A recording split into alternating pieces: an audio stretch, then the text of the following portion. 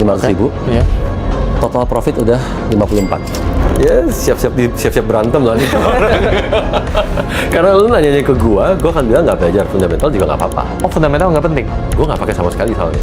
Ini kok cuma 1 kali trading, live trading, terus jago. Aduh. Tapi kan mencet untung langsung se-M, itu 10 detik gitu. Iya. Coba pencet terus. Kalau emang live trading kayak gitu jago, sambungin aja ke MK5. Ini udah di luar jalur lu. Ini bukan lu nih. Bagusnya lu balikin deh. Mendingan loss apa segala macam dan seterusnya lah. Banyak yang ngasih advice sebenarnya. Tetap gue ignore karena gue berusaha please everyone. Gue berusaha nyenengin semua orang. Dan itu nggak bisa ya? Itu nggak bisa. Dulu gue bejat. Itu kan bejatnya karena gue yang bikin orang loss. Gue yang ngerjain orang. Jadi kripto kan lagi turun kan. Bitcoin tuh di Oktober 2025 turun, belakangan ini tiba-tiba forex itu rame kok.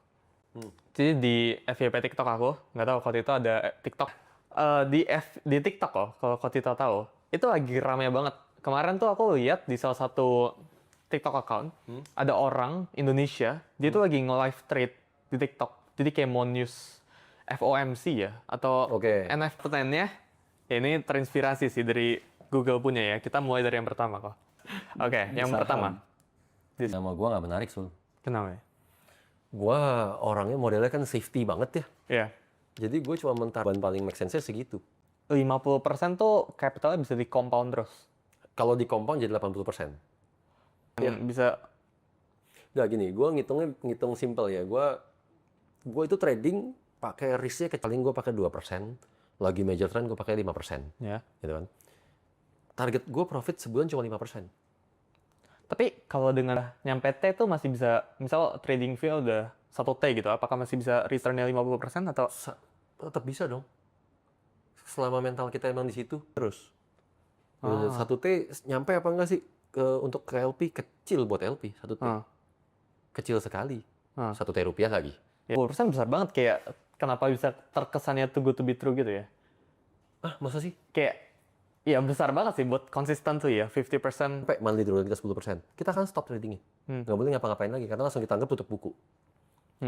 Dan kalau kita nyampe 30%, artinya mungkin kasarnya kayak 3 bulan berturut-turut lah kita loss. Berarti yang losing months-nya 3 kali nih. Kita pun stop. Ini pasti something wrong.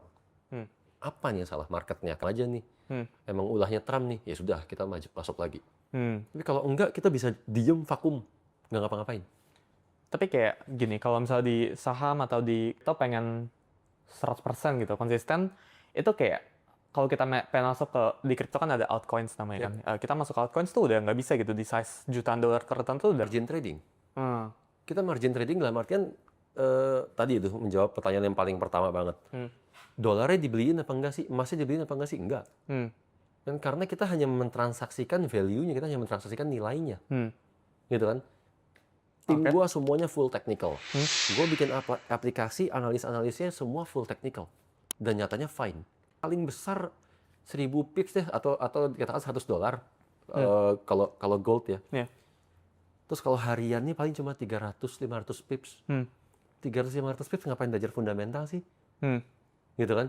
Nggak dipelajarin pun, ya harganya bergerak sesuai technicalnya. Dan dari technicalnya mengatakan probability 70% atau 60% atau 50% akurat. Terus buat apa gue pelajarin sama dia? Fundamentalnya. Dia benar-benar pelajarin, dia ancang-ancang nih, mau ada FOMC kayak, mau ada non-farm payroll kayak, tapi bukan trabar kayak tadi ya, yang ceritain ya. Dia murni untuk diri sendiri. Ya udah, begitu newsnya mau rilis, dia udah tahu sebenarnya. Dia condong akan ke buy, apa condong akan ke sell, dia udah tahu. Gitu. Dan itu kan atau porto 2 tahun kalau bisa. Kenapa? Karena kan trading, kita sama-sama tahu ya, kita sama-sama trading. Itu mau sebanyak apapun itulah kita akan mati. Benar dong? Jadi kita boleh menguasain metode dalam kondisi marketnya trend. Dalam kondisi market sideways, gimana kita nyikapinnya? Di saat ini adalah weakness kita. Untuk nahan diri nggak masuk market. Gitu kan? Dalam 1 tahun, kita udah melalui segala macam kondisi market. Udah ketemu malang melintangnya, baik dan buruknya. Lagi trend profit gede, lagi sideways. Kan kita bisa dibilang udah alpha dah. Gitu kan? Itu dijago baru. Tapi kok cuma 1 kali trading, live trading, terus jago, aduh. Tapi kan mencet untung langsung se-M, itu 10 detik gitu. Iya, coba pencet terus. Orderan kita tuh nggak beneran dilempar ke liquidity provider-nya gitu. Oke. Dan justru malah dimakan. Jadi broker-broker atau orang-orang yang punya broker itu ya itu malah untung dari loss kita gitu. Itu, nah itu gimana? Bener bahwa secara mayoritas 90% broker, mungkin 95% bahkan, di seluruh dunia, itu mereka memang market maker. Nature of the business-nya memang mereka harus berdiri sebagai market maker. Oke. Gitu kan?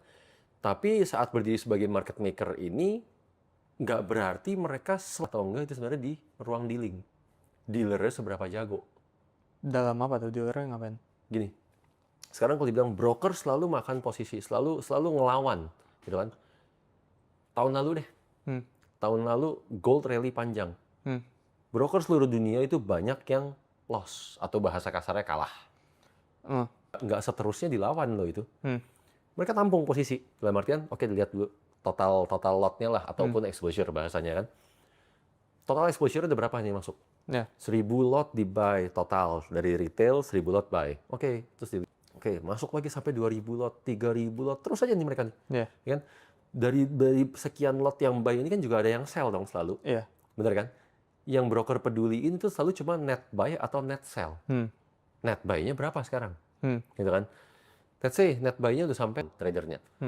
Orang nge-sell, broker profit terus tuh selalu. Karena mereka sell harga naik, sell harga naik, sell harga naik. Yeah.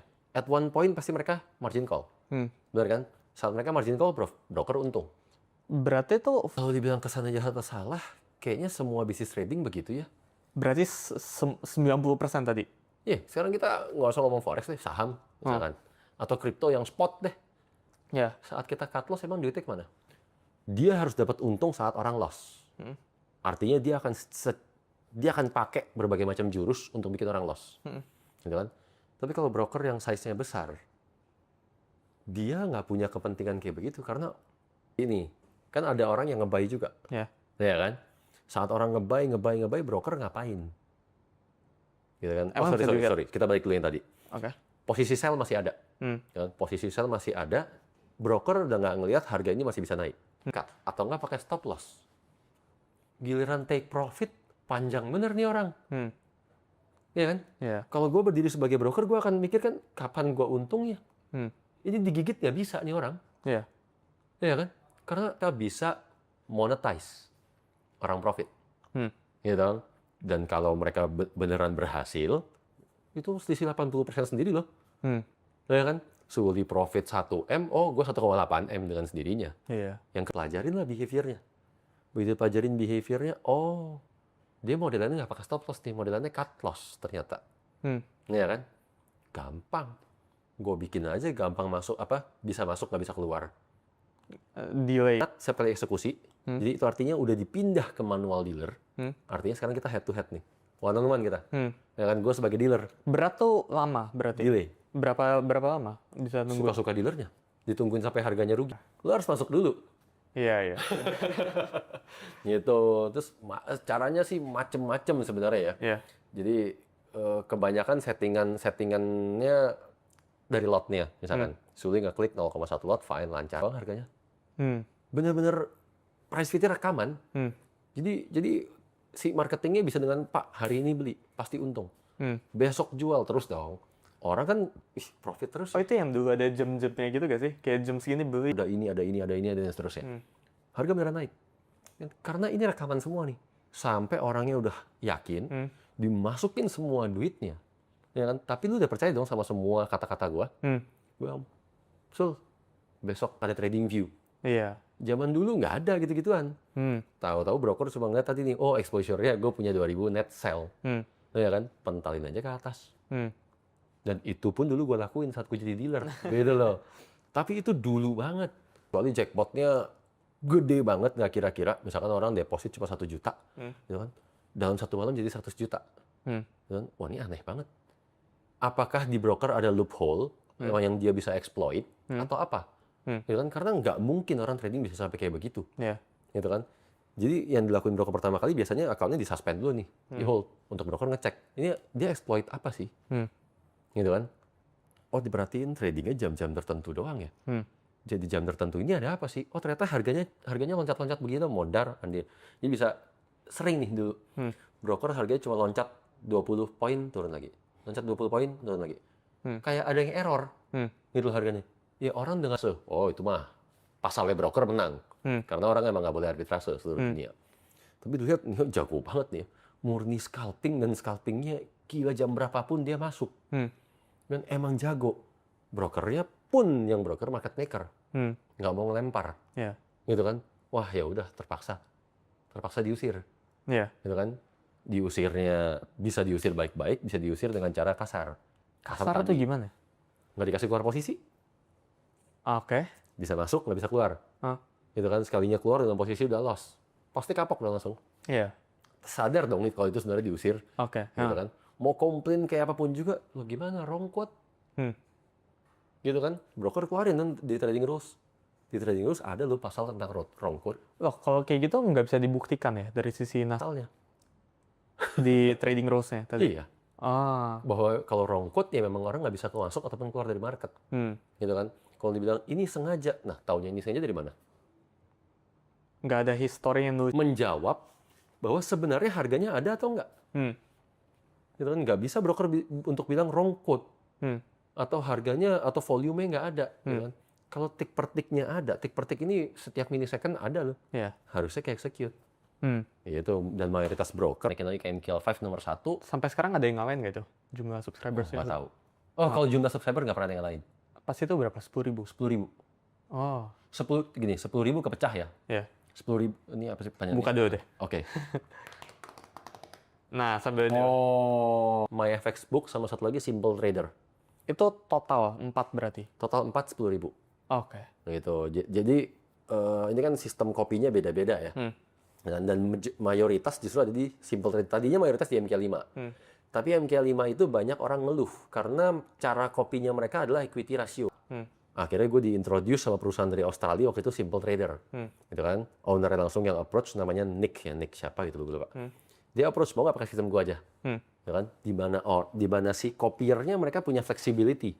Mau betulnya oke. Itu bukan yang tertinggi. Gitu kan. Tapi entah kenapa si algoritmanya 3 platform ini ngebacanya kita yang nomor 1. Gitu kan. Terus kita mulai tanya dong, kita tanya ke FX Junction, kita tanya MyFX Book sama MQ5, kenapa kita bisa nomor 1? Secara growth kita kalah loh. Gitu kan. Ternyata karena instan berakibat fatal semuanya. Dan begitu mau kena stop loss-nya, disitulah mulai ngeliat chatroom kan. Chatroomnya, loh waduh kita loss nih kali ini nih. Kan loss yang kali ini lumayan, karena ini yang tradingan lagi swing. Ya kan, gimana nih kalau belum ada profitnya, Sul? Bayangin tiap hari lu digituin. Lama kenal ya. Lama kena. Iya. Gitu kan, tambah lagi kan ada faktor gengsi ya, pride kita kena kesenggol kan, kayak begitu kan. Udah, begitu stop loss di kontaknya gua. Jadi kita tukeran, zaman dulu kan ada BB kontak ya, BlackBerry. Itu mereka sampai ngechat, lu kenapa?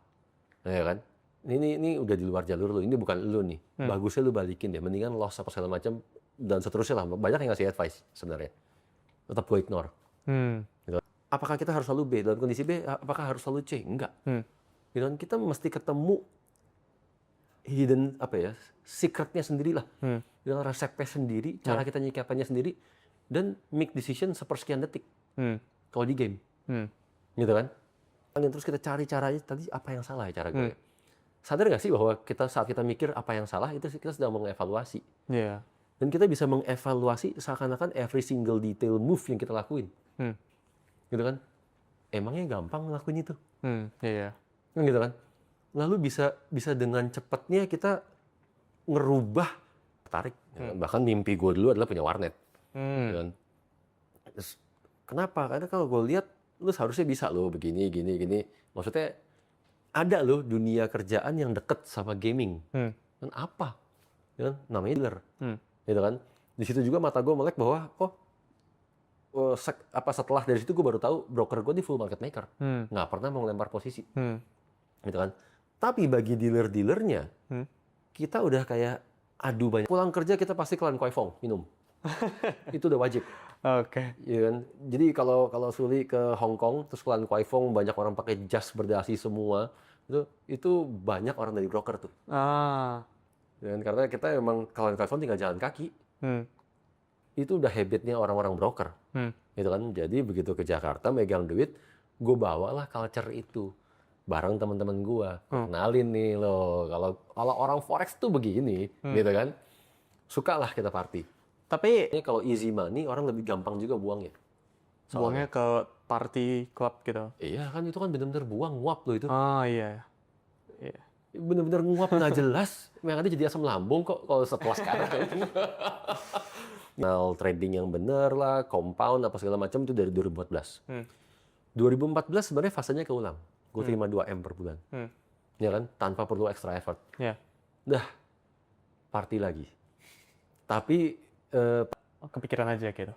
Kan berarti kalau kita udah ngeliat baik banget orang atau analis yang coba trading tapi nggak ada yang lolos ini. Jadi kayak seleksi tapi alam. ada juga yang berhasil, ada juga yang gagal gitu. Betul. Nah kayak ada gak sih trades tertentu yang trader ini punya? Kalau dia punya trades ini, maka dia Macam itu ternyata orang-orang yang cukup punya dedicated. Bukan lahir dari keluarga kaya, karena mayoritas justru nggak kaya. Tapi secara pola pikirnya, mereka ini cukup sophisticated. Gitu, sehingga mereka ngerti mana yang baik, mana buruk, jelek, ataupun habit yang jelek. Ya, bahkan kalau misalkan kita advice satu kali kita by phone, ataupun kita video call, atau kita temuin, nggak ngebantah. Gitu. Mereka bukannya keluar excuses, tapi mereka yang, oh iya ya, emang ada dampak begini ya, coba lihat. Gitu kan. Oke, ini Lalu saat dari semua trades-nya dia, kita summarize. Average RR-nya dia berapa? Oke. Ini kan 1:2,44. Oke, tinggi lah ini RR-nya dia. Kan? Lalu holding period-nya, gaya tradingnya cepat. Gitu kan? Lalu signal per bulannya 20 rata-ratanya dia. berarti banyak kuantitinya ya. Banyak dikit relatif lah. Ini sih kalau 20 mungkin anggapnya kayak sehari sekali. Dari 20 trading days. Average SL-nya dia 148, average TP-nya 3. Kita kasih maksimum TP cuma boleh 500 pips. Oh. Gitu. Lagi-lagi gini, kita sangat-sangat menjunjung tinggi yang namanya konsistensi. Kalau satu trade dia profit 2000 pips, apakah berarti dia jago? Ya, mereka yang tadi ya. Iya dong. Lihatnya per tutup ya. Tertutup. Tapi kalau dia bisa mengulang itu secara, gitu kan? Tanpa dia sadar bahwa orang ini bisa profit 3000 pips. Dia bisa loss juga 3000 pips loh. Iya. Iya. Gitu kan? Kalau lagi profit mau, lagi loss nggak mau. Kan lucu. Iya. Gitu kan? Setelah itu yang kedua, dia bisa profit 2000 pips. Kalau secara level kita gini, secara level cuma newbie, rookie, pro, elite, master, legend. Berarti 6 level. Secara level. Tapi secara tingkatan 14. Kenapa? Newbie, rookie 1, rookie 2. Kalau loss turun levelnya. Bisa turunnya lebih dari 1. Naik cuma bisa 1, turun bisa lebih dari 1. Jadi kalau dia legend, terusnya dia kayak ngaco gitu. Terusnya dia loss terus bisa sampai rookie lagi gitu. Nggak langsung ke rookie. Sehingga ini akan menghilangkan pandangan bahwa di forex sekalinya loss ludes. Ini nggak bisa ludes di sini. Karena ini di lock by system. Oh iya. Gitu. Subscribers, jumlah orang yang subscribe ya? Ya, kalau ini murni pengalaman pribadi. Apa tuh? Jumlah subscriber kita makin banyak, pressure kita pun makin gede. Oh. Ya kan? Iya. Sehingga analis-analis yang dia mampu mengendalikan dirinya dengan penambahan jumlah subscriber, maka bobot dia dalam scoring ini pun tinggi. Gitu loh, dia nggak tiba-tiba berubah behaviornya, dia nggak tiba dengan bahwa ya ujung-ujungnya angkanya dia kalau makin gede berarti apa ya, kemampuan dia untuk profit jauh lebih tinggi. Oke. Gitu. Monthly loss ratio. Monthly loss ratio bisa 10.000. Oh iya, jelek Buat rasionya. apa? Gitu kan? Karena Profit months. ini kan kunci dari konsistensi kan yang penting dia bisa ngebatasin loss. Iya. Gitu kan? Baru profit months. Profit months lagi-lagi kita belajar dari klien-klien kita. Banyak, padahal kalau diakumulasi profit months ini kan dalam 6 bulan, dia berhasil berapa bulan profit. Gitu loh.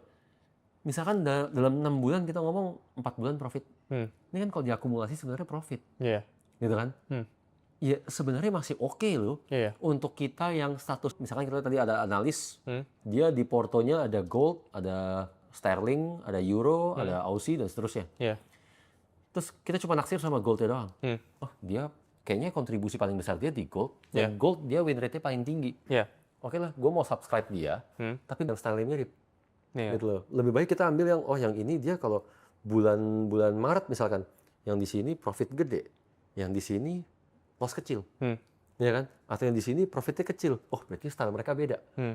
Saat style mereka beda, inilah yang kita butuhin. Tahu bejat-bejatnya orang forex, oknum-oknumnya. Gue tahu itu bakal dengan mudah sama mereka dicomot, di screen capture, bisa diaku-aku sebagai akun mereka. Kapan lagi lu sebagai oknum punya akun bunyinya juta gitu kan? Yeah. Dan itu USD, nggak kayak yang zaman gitu kan? Kapan lagi lu bisa flexing pakai angka begituan? Yeah. Jadi gua tahu itu bakal disalahgunain, mendingan nggak usah. Kalau lagi di acara TF nggak apa-apa deh gue tampilin deh. Gitu Kapan loh. lo acara TF lo? Terakhir sih 2024 ya, oke. Tahun depan Apakah open porto itu berarti harus akun utama kan gitu? Iya. Itu yang gue mulai bertanya-tanya. Toh selama ini gue juga nggak pernah tunjukin akun perusahaan gue dan fine-fine aja, ya kan? Jadi terus gue kemarin ada ketemu Hengki Adinata kalau tahu, pasti tahu sebenarnya kan? Gue udah ngobrol-ngobrol sama dia, open porto aja pak katanya. Tapi lu cuma tinggal bikin transaksinya ini ada kode Akeong ini atau bukan? Akeong tuh ad itu ya? Iya, add, ini kan ada add. Kalau ada add ini artinya pasti dari TFF. Gitu. Semuanya ada. Oh, luar biasa ya. Berarti beneran open portal yang ini ya? Ya, gitu loh. Ini juga semuanya ada. Semua TPSL-nya ya sesuai TFF lah pastinya. Rapi ya, ada hijau merah yang nggak diintervensi, nggak bisa ya by the way ya.